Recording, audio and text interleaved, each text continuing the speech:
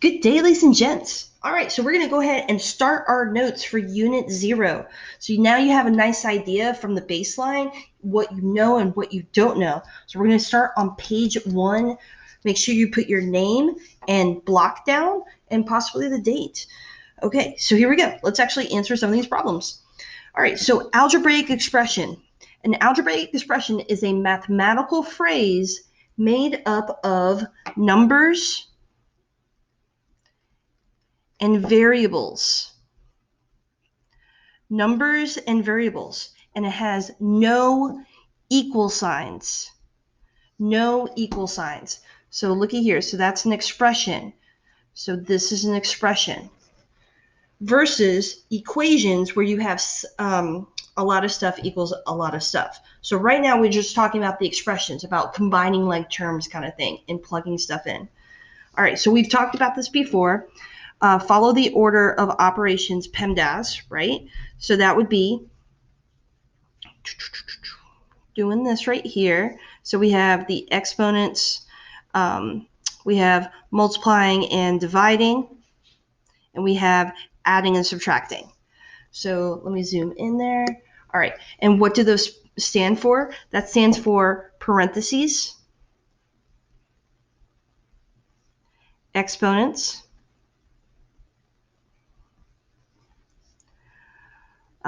multiplying, dividing, add, and subtract. And when you multiply and divide, it's just from left to right. When you add and subtract, it's just from left to right. That's why they're on their own steps. So when you're evaluating, you go in order. When you solve, you're going to be going backwards. All right, isn't that nice? Okay. All right, so now let's actually do some problems here. All right, so we're going to be looking at number 1. All right, so number 1, we're going to replace or substitute each letter for a number. So A is now going to be the number 2. B is the number 4 squared plus C, which is the number 7. Okay, so we have to do the exponent first. So we're going to do that first. So that'd be 2 times, and what's 4 squared? That is 16. Let me zoom in. So we got 16 right there.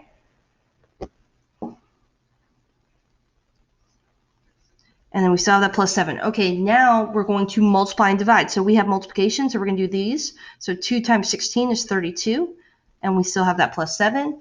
And now we can do that. What's 32 plus 7? We get 39. And that's the final answer. All right, so that's just evaluating an expression. Okay, now what if the expression has just the letters with no numbers to go along inside of it? So before we were actually plugging stuff in, substituting, but what if it just straight is with letters and you don't know what those letters, what they represent as numbers?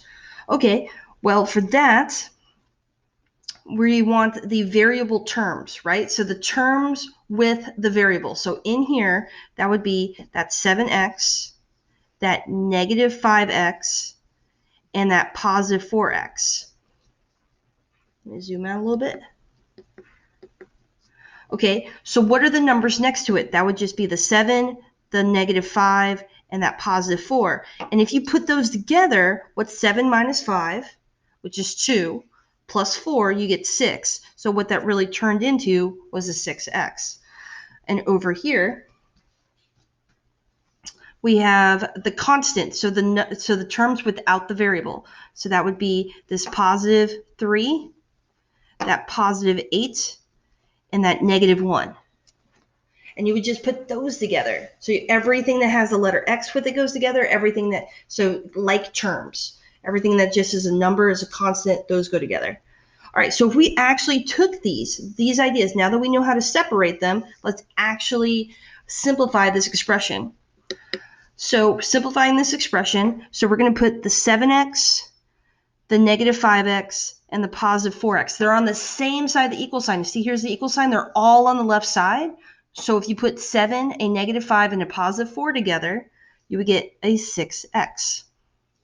And that positive 3, positive 8, and that negative 1, so 3, so a positive 3, plus 8, 8, 9, 10, 11, that's 11, minus 1, and you would get 10. All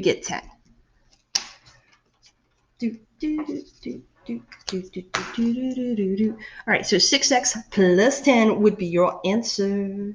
All right, let's go ahead and go to number 2. All right, so they want the perimeter of all this stuff. So perimeter means that you just add up all the outsides. So what this is really saying is 2x plus 1 plus x plus that 3x. All right, so really that's 2x plus 1 plus this 1x. So you notice how I put the number in the front, and then plus that 3x. So we're going to combine like terms. So the 2x, the 1x, and the 3x, that's 2, 3, 4, 5, 6. That's 6x. And then you just have this constant plus 1. And that right there is your final answer. Over here, we have to add up all the sides. Now, how many sides are there? Is it just these 2 sides? No. A lot of people would have just done this plus this and we're done. There's 4 sides, so let's label them. That's another 3y minus 5, and over here is a y plus 2. All right, so what we have here is 3y minus 5. That's this side. Plus 1y plus 2. That's this side. Keep going. Plus 3y minus 5 plus 1y plus 2. All right, let's combine like terms. So the 3y, 1y, 3y, and 1y. So 3, 4, 5, 6, 7, 8. That's 8y. And we have a negative 5, positive 2, negative 5, positive 2. So negative 5 plus 2 is a negative 3, minus 5, and plus 2, that would be a negative 6. And that's your final answer. All right. And remember, we can pause this video as we go. If you guys are still copying, you do what works for you. All right, let's flip the page. All right, so we're on the back now. We are on page 2 of your notes. You're on page 2 of your notes. Okay, so on page 2 of your notes, to solve one-step equations,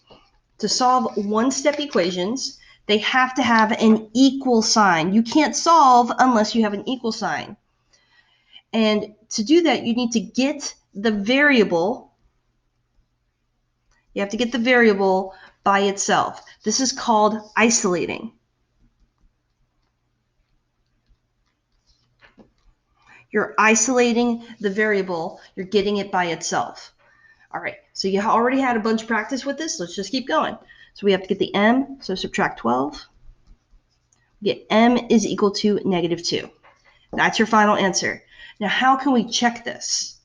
So if you're going to check your answer, so we already boxed this up. That is the final answer. This is us just checking. So that m plus 12 is equal to 10. I'm just going to plug in that negative 2 instead of the m. Okay, I'm going to zoom in because I know it's really far away.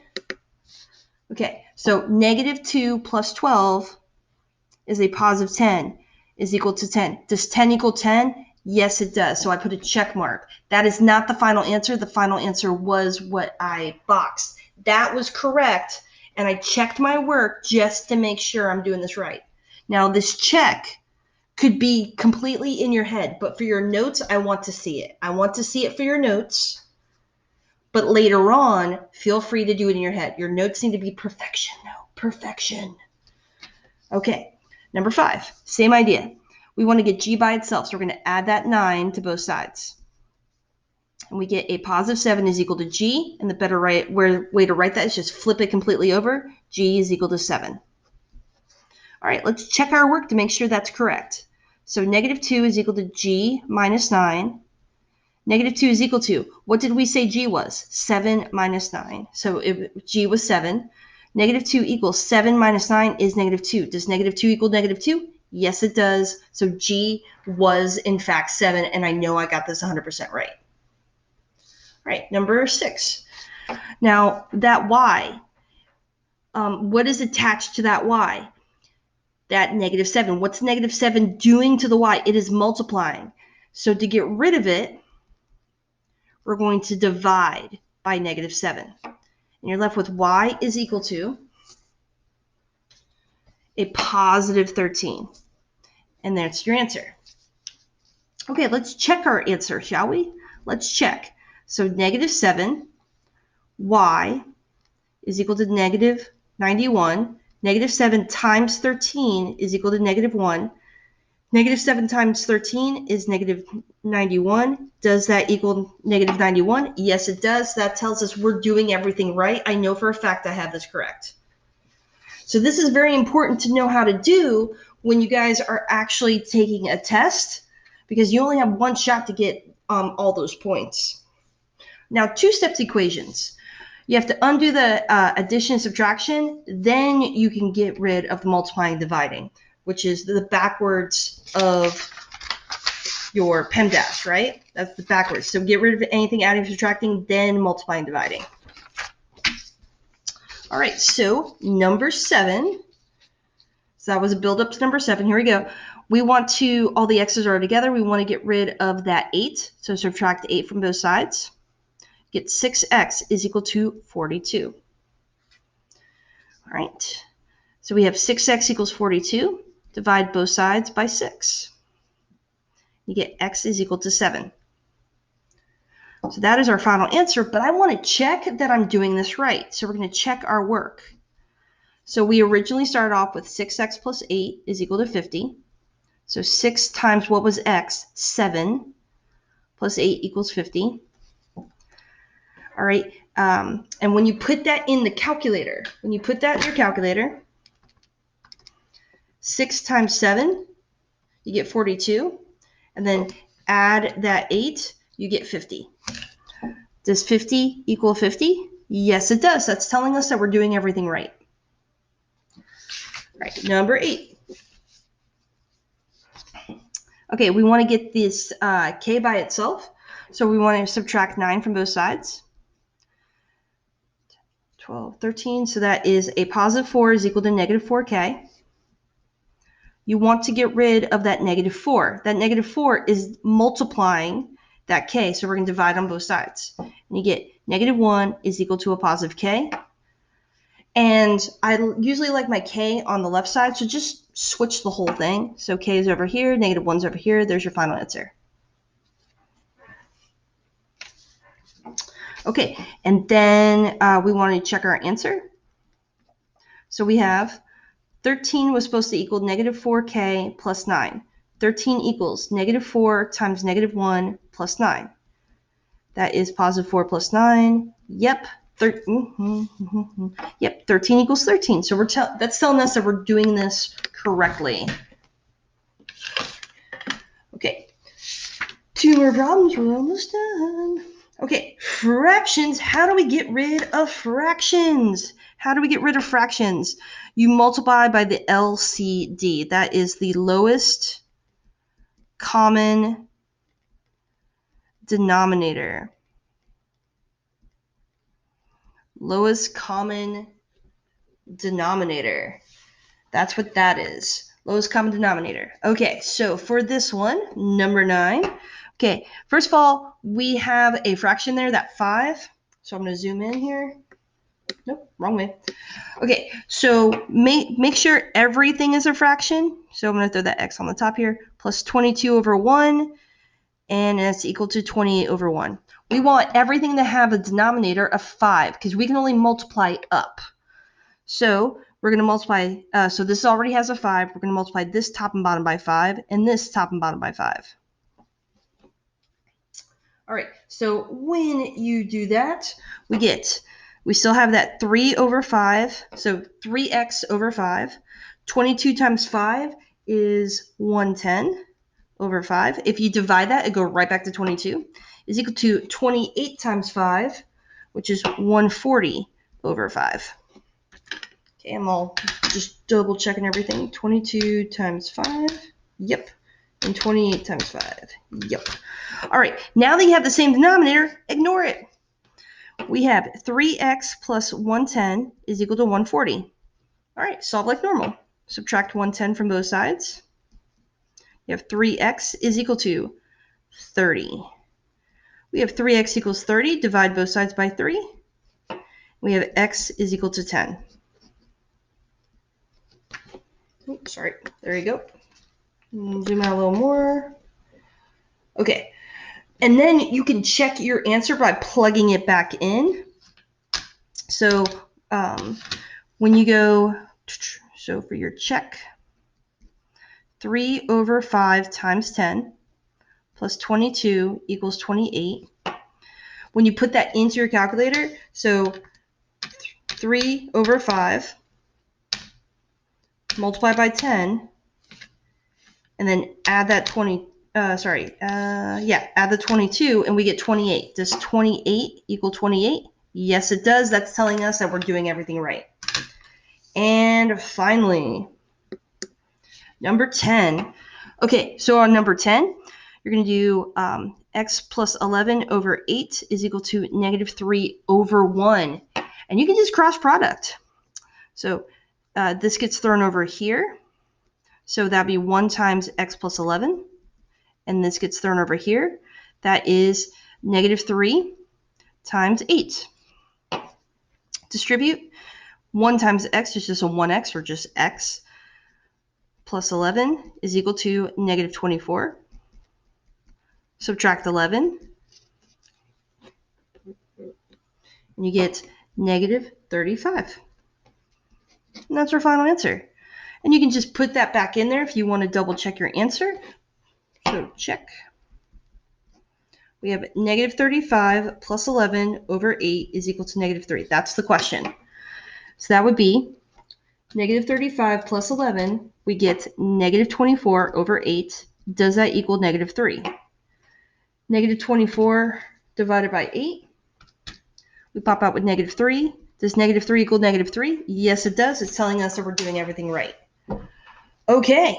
All right. So the last thing you guys need to do is be mindful of when you guys are typing things into the computer that you are not putting x equals that number. You just put that number all by itself, a negative 35, for instance.